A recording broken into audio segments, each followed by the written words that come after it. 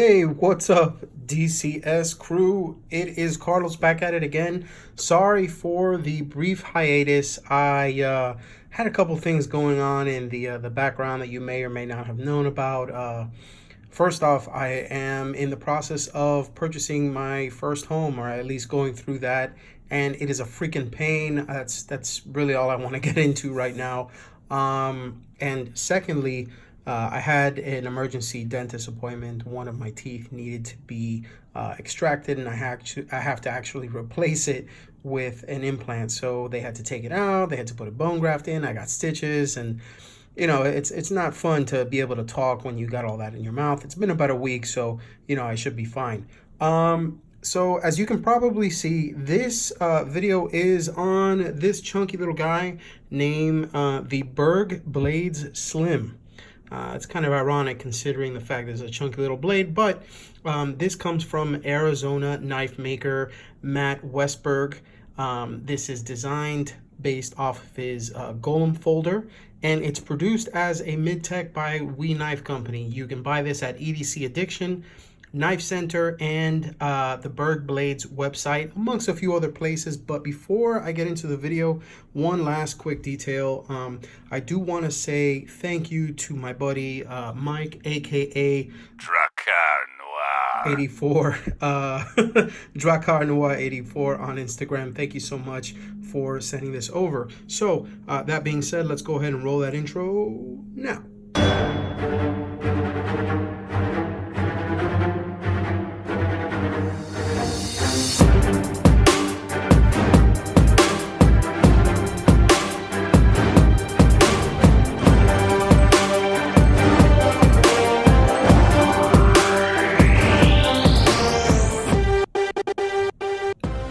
Now back to the Berg Blades SLiM.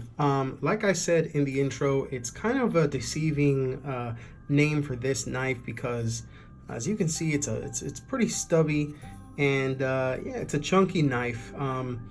It kind of reminds me of like a mini butcher style blade. This is the bastard child, I guess, of like a Wharncliffe and a sheep's foot. It's kind of a little bit of both, if you will. It's like a knife interracial marriage. It's not quite one, it's not quite the other.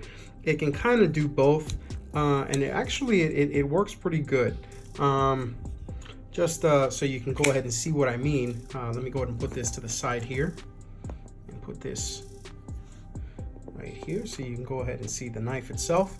Okay, so say for example you had a straight Wharncliffe blade, and this is the Kaiser Rogue, a Dirk Pinkerton design. As you can see, it is a nice flat Wharncliffe style blade. So basically they took the Wharncliffe shape and they kind of stubbed it out. Imagine if it was like cut to like right here, and instead of having that flat design, what they did was they created more of a belly that you would see on something like a sheep's foot. So imagine like they took this particular knife. This is a Benchmade mini griptilian, and then a Wharncliffe, like the Kaiser Rogue, and then basically this is the love child of these both.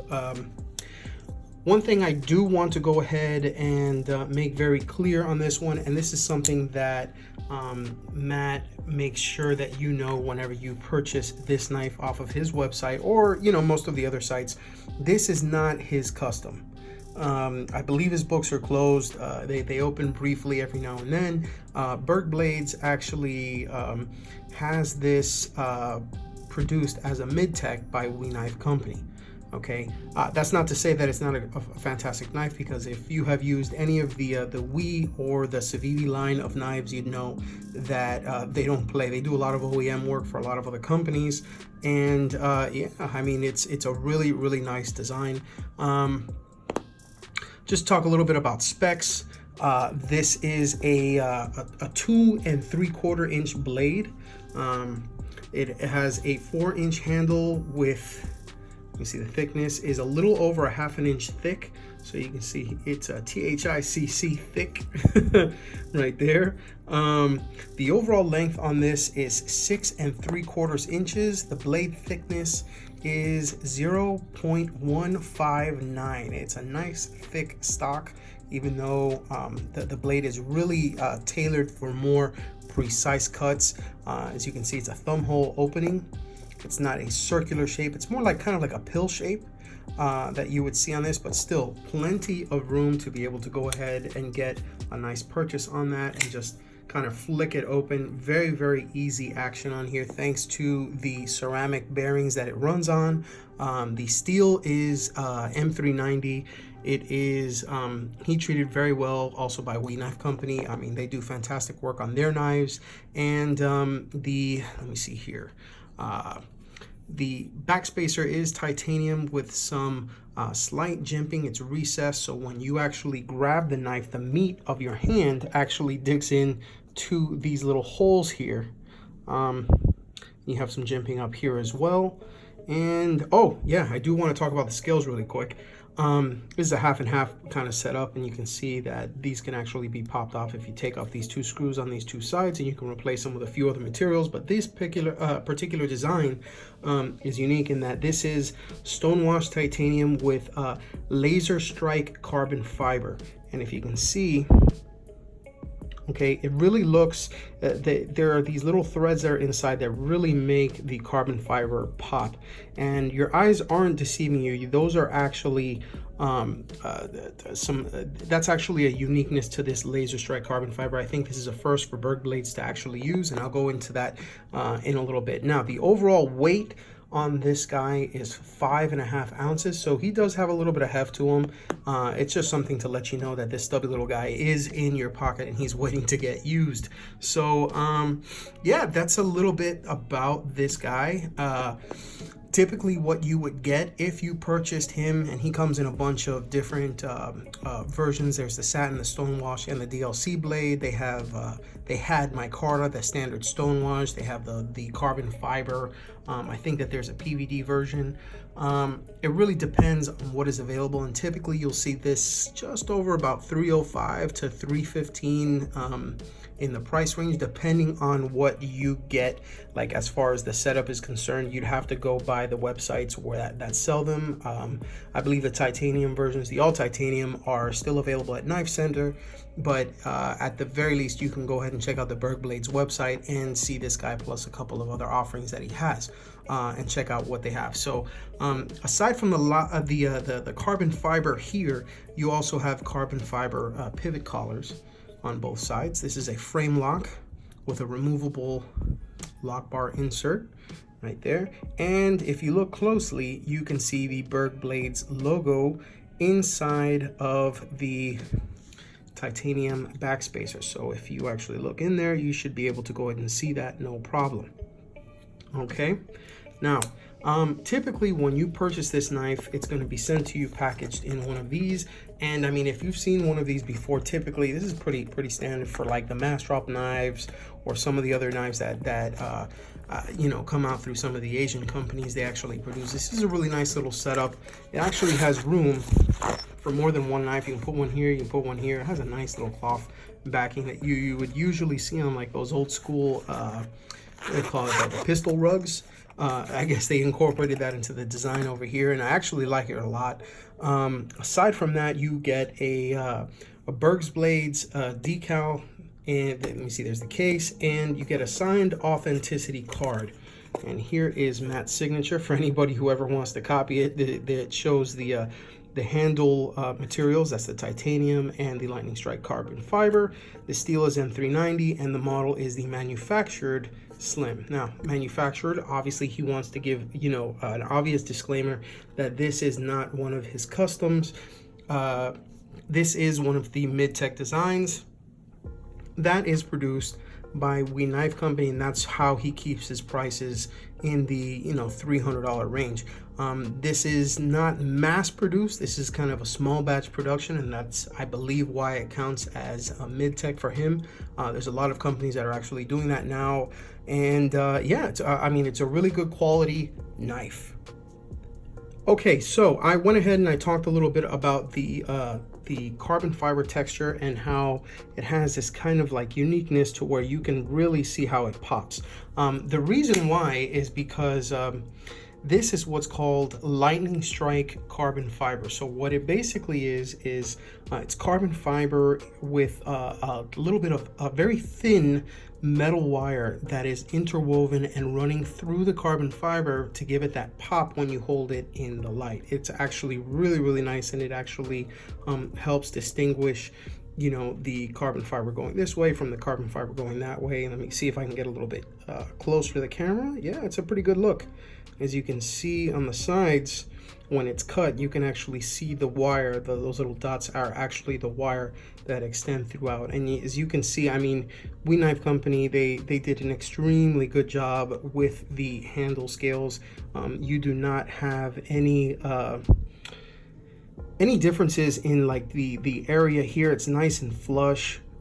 I mean, it's just there aren't any imperfections with this knife, and I would certainly hope so for the pricing. I mean, yeah, I know it's a production knife, but still, you're paying 3 big Benjamins for this plus, and yeah, you know, you want to make sure that it's worth the money. There's the pivot collar as well that also has the lightning strike carbon fiber on there, and I mean, I gotta tell you, this is actually really nice. Now, one thing that I do not like about this, and it's typically, you know, the same with most carbon fiber, is that I'm used to, you know, G10. I'm a guy who you'll usually see carrying around, you know, a Spyderco Para 3, or hey, you know, even on the, you know, the micarta bender that I've been in lately, and the you know, the Biblio, I like something that's a little bit more tactile, just in case my hands get wet. This is something that is going to help me grip it and not slip off like something like here on the carbon fiber. This is actually more like a kind of like a collector style piece. I don't know, I just, it's nice, but I don't know if it's something that I would personally carry too often. It's a very, very nice knife though. I wouldn't knock it. It's just, you know, carbon fiber is not my thing. You know, your opinions may vary. So that's just something to consider. Okay, now aside from that, I do want to go ahead and talk a little bit about the titanium. This is 6.4 ALV titanium, not only on the handle scales, but on the clip itself. It's a stonewashed titanium clip. Very nice and tactile, even though it is a carbon fiber handle here, which I believe you can remove it with these 2 screws, and then obviously taking the clip off, and you can replace them with something else. Like maybe it would be really cool if they came out with a G10 handle option, or maybe if you can go ahead and purchase the micarta handle separately. I know they had that for a little while. I don't think that option is available anymore, but it'd be cool if you can go ahead and pick that out. Just pointing that out, Matt. You know, it might be something you might want to go ahead and put onto the website. Now, as far as the clip itself, let's do a little comparison with a few other knives that I have over here that I've set up on what I call just the clip space. Okay, so I have 3 knives here. Go ahead and turn this over so you can see what they are. Okay, let me turn it over this way. This is the Tangram Knives Vector. This is the Kaiser Gemini, and this is the Mini Sheepdog, the titanium Mini Sheepdog from Kaiser. Okay, now as you can see, these do not have deep carry clips, so I wanted to go ahead and compare it against this guy because this is not a deep carry clip. So let me go ahead and get this out of the way. Might be a little bit clumsy here when I'm putting it on, so just bear with me. And this is basically going to simulate how it would look in your pocket compared to some other standard non-deep carry clips. So as you can see, okay, it's going to stick out quite a bit because of the angle in which the handle is set up.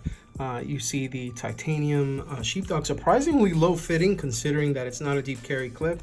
You have the standard Gemini clip here. You have the titanium, the Tangram Vector clip right here that actually can be replaced with a deep carry clip, but I'll get into that in another video. And you have the clip for the Berg Blades SLiM. So as you can see, that is about as low as it's going to get. That probably gives you, I want to say, like about 1/2 inch to 3/4 of an inch of clearance between, you know, the right here where your pocket would be and the end of the carbon fiber handle would be. So that is something that's going to stick out of your pocket. People are going to know you have that knife with you, so make sure you know about that before you go ahead and you pick up this knife. I'm not sure if they have deep carry clip options as of the time of this video. They may have some options for an aftermarket clip, but not sure about deep carry. That may be something you want to go ahead and check out, and maybe speak to Matt over at bergblades.com about, to see if maybe he'll come up with something like that soon. So yeah. All right, now that we got the pocket clip portion out of the way, let me go ahead and take these off.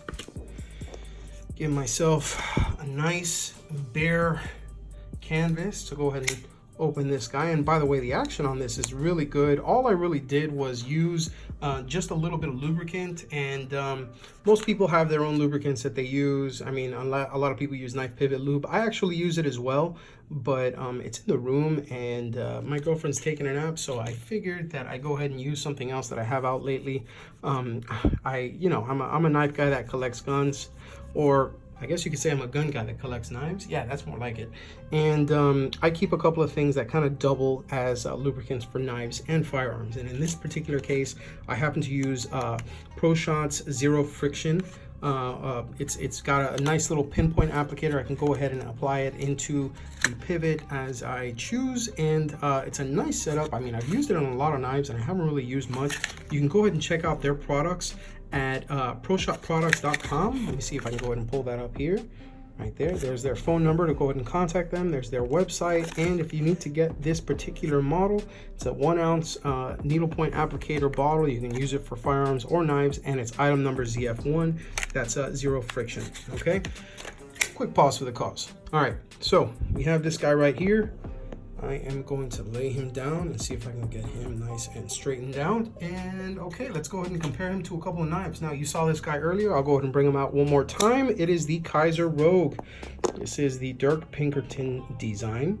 And let me see if I can, let's put this on one line. Compare him here.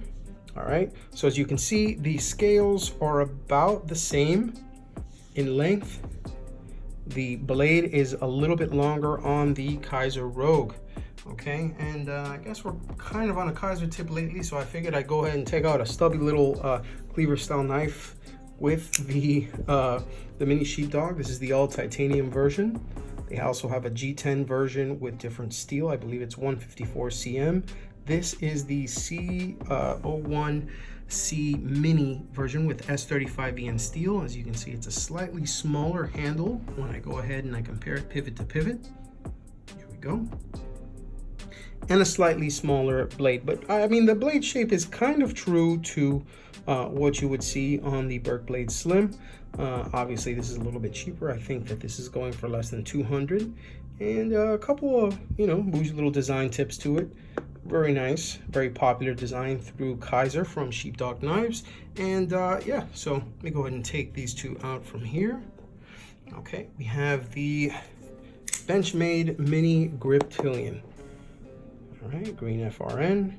And the sheep's foot blade, they now come in S30V, but this one is in 154 cm steel. This is actually a knife that was passed down actually from my father, who was a mechanic, and I'll probably do a video on that sometime, because this actually has a lot of history with me. And then I have the Kershaw Knives. I believe this is the House of Blades link. This is the S35VN version. They usually come in a 420 high carbon steel, or you can get them with a black handle and M390 steel. This is black washed S35VN with a red handle and deep carry clip that I had basically lying around, so I put it on there. So slightly longer in the blade, slightly longer, yeah, a little bit, okay, slightly longer in the handle scales. All right, now one last go ahead and comparison. Take out the Kaiser Gemini. This is a beautiful, beautiful design here by Ray Laconico. There we go. Stonewashed VG10 and my Spyderco Pair 3.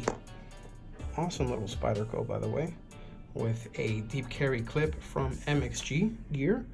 And yeah, an awesome little setup. It does not run on bearings, but on washers, and it's probably one of the smoother knives that I own. But this actually might give it a little bit of competition. Let me go ahead and show you exactly why. Now that I put a little bit of lubricant on it, so you can see it's a frame lock, okay? It's an integral frame lock. Check this out. Let me see if I can go ahead and show it off here. I can't really, yeah, I guess because of the angle, I can't really show it off too much here. But yeah, the action on this guy is amazing, okay? The detent that it has, I mean, you just literally, you release the lock bar and it's just drop. Boom. Okay, let me go ahead and open a little bit so you can see how the detent is set up. Slowly. When it gets right about to close, you hear the nice click. And there it is. Very nicely centered. This is actually how it came out of the box. I have not fooled with it in any way, shape, or form. Mike, you can rest easy knowing that I have not performed any surgery on this. I have not taken it apart and put it back together. There was really no need to. The action is actually really good out of the box. So if he did not take it apart and play with it, I can tell you that, I mean, if this is how they come out of the box, this is very well done. Okay, so yeah, action on this is extremely good. Can I spidey flick it? Yeah, I can. Okay, so it takes a little bit because the detent is a little tough. It's nice and, well, it's dialed in so that you can't just go ahead and just flick it open. I mean, you know, there are other knives that I can do that to. Like, say as an example, you have this guy, which is kind of a weak flipper. I'll be honest. It's a nice, you know, flipper, but maybe I can just kind of, there we go.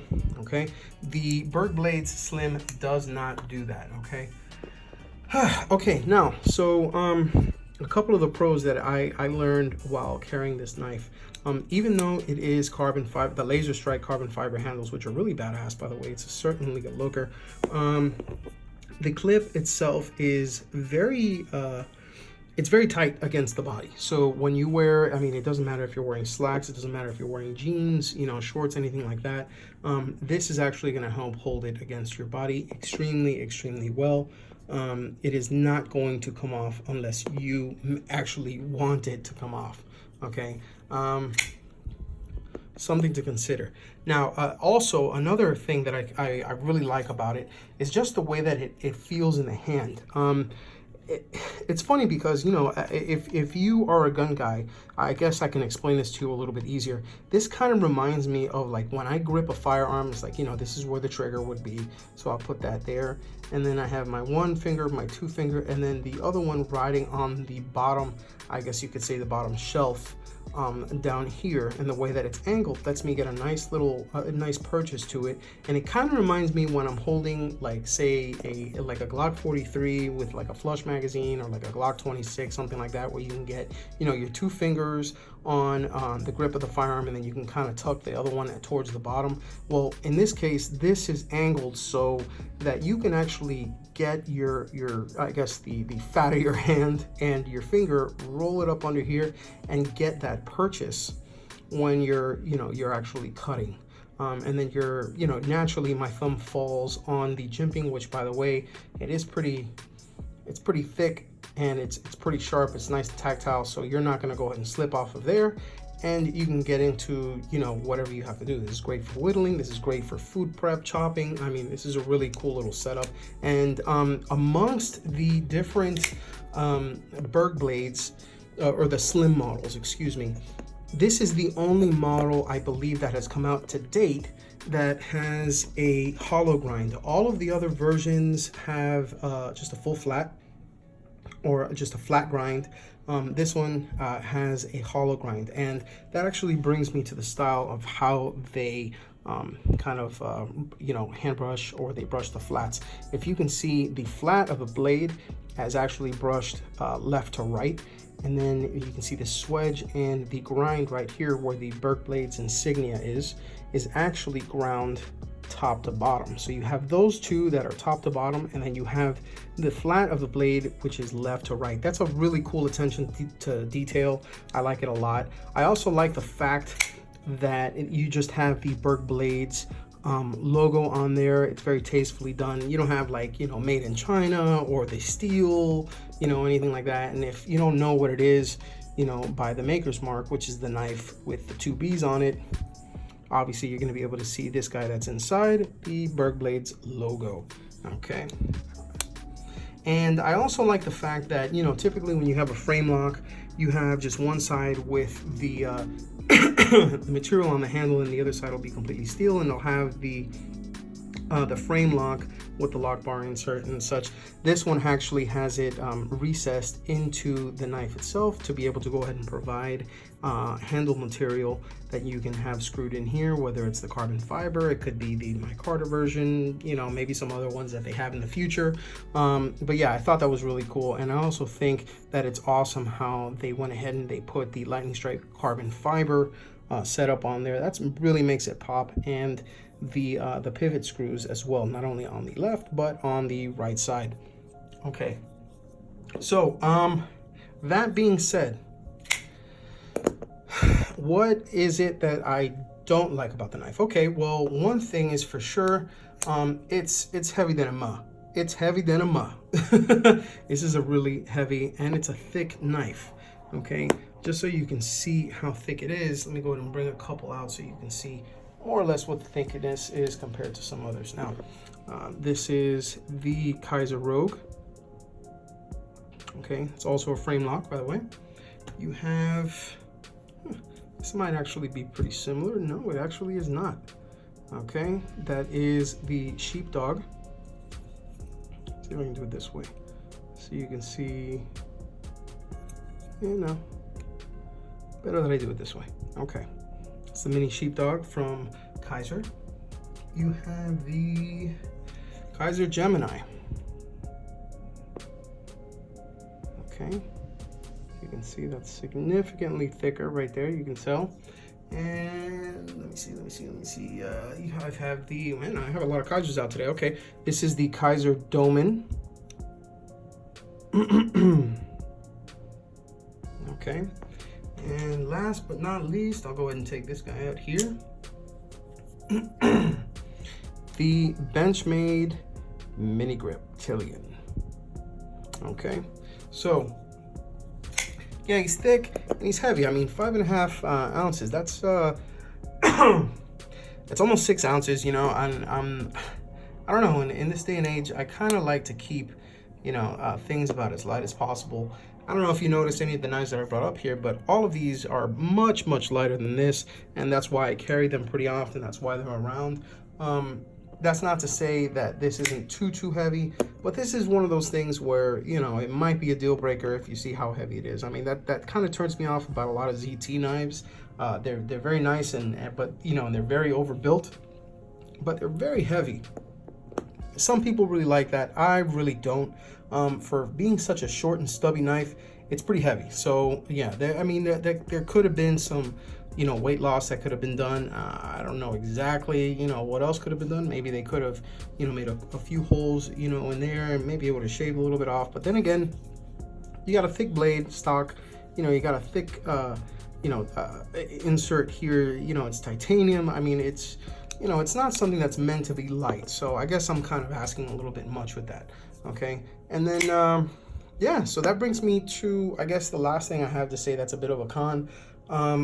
This isn't exactly something that is accessible to everybody, even though it was kind of made to be more accessible than Matt's custom knives. I mean, you know, you're not going to pay premium for this, but this is still pretty premium. I mean, for most people, $300 plus is a big step forward, you know, from your average knife. I mean, considering you can get this over here, which is complete titanium and you know, S35VN steel from Kaiser, you know, for less than $200. I think it's what, 180, 160.